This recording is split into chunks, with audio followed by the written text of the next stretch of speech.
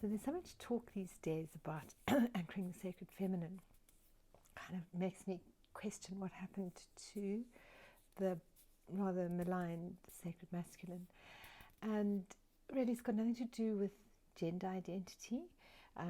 It's more to do with the qualities that we hold within ourselves, and that the feminine is the receptive, still, quiet capacity to listen deeply, whereas the masculine is active, outgoing, creative, seeking perfection and moving towards the light.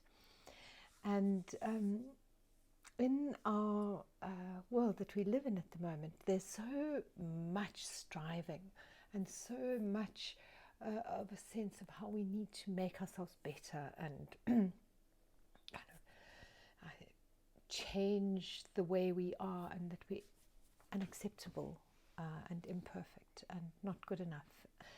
So the masculine is about striving. It's about yearning towards the light, towards God, and the movement is upwards. It's like Kundalini meditation, where Kundalini awakens in the base or the lower belly, and then it moves all the way up the spine and out through the top of the head, taking us into a place of enlightenment. And so many meditation traditions are focused on working towards a place of enlightenment and so on, whereas the sacred feminine is really about simply being present with all the shambles and the chaos and the stuff of life, and then allowing this God energy just to merge and come into a place of stillness within the chaos, within the physical body and the emotional body and the mental thought forms that are going all over the place all the time. And so if you consider how that is in terms of the electromagnetic fields, the Earth herself at the moment has an electromagnetic field that is in a state of flux because the magnetic poles are busy shifting. And then over and above that, we have all the interference from Wi-Fi and computers and microwaves and satellites, etc., that are causing a kind of imbalances in the electromagnetic field. And then each of us, all sentient beings, but especially referring at the moment to humans, we have our own electromagnetic field, which is very often in a place of chaos at the moment, just because we're highly stressed and very busy and super active.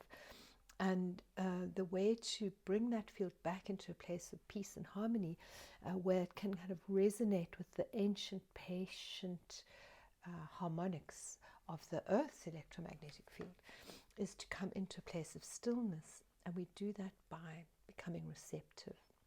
So it's not a driven, active process of meditation.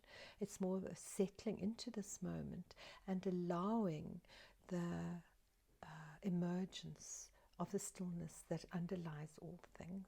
So that's really all it is. Very simple and very powerful, because once we start accessing that stillness, which is like a kind of a stream entry into this flow of life force, it begins to, that peacefulness within us begins to ripple out into the world. And the higher the frequency of energy that we are able to anchor into this physical form, the more of an impact that it has on the collective consciousness and on the overall electromagnetic field. So these meditations are really about accessing that stillness, coming into a place of, here I am in all my imperfection. Isn't this wonderful?